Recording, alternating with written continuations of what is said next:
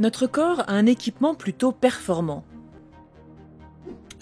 Il dispose de 656 moteurs pour les mouvements les plus divers, de capteurs sensibles au son, à l'odeur et à la lumière, et d'un ordinateur relativement puissant.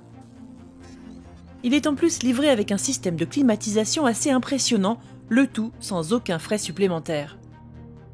La température des organes internes varie généralement d'à peine 1 degré Celsius, même en cas de chaleur ou de froid.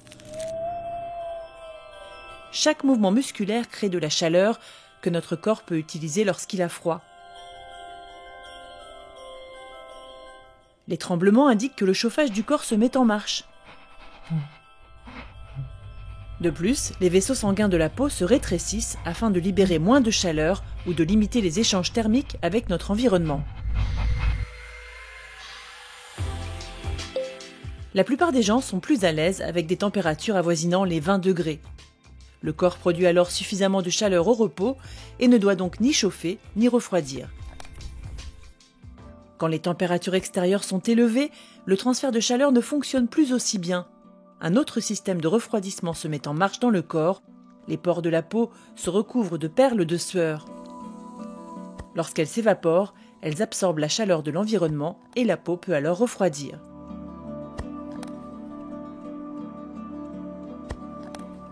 Lorsque la température augmente à l'intérieur, le corps essaye de transporter la chaleur le plus vite possible vers la surface.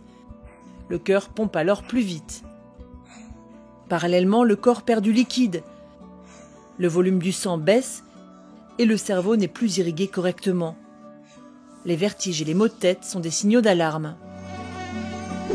Quand l'air est chaud et très humide, la sueur a du mal à s'évaporer. On a beau transpirer, cela ne rafraîchit pas pour autant. Le système de climatisation du corps est dépassé. Lorsque la température des organes internes augmente au-delà de 40 degrés, cela peut entraîner dans le pire des cas un coup de chaleur potentiellement mortel.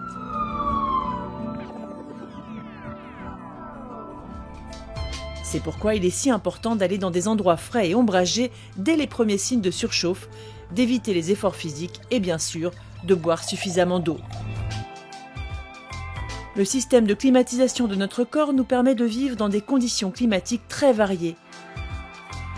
Mais les températures extrêmes de notre planète le poussent toutefois à ses limites.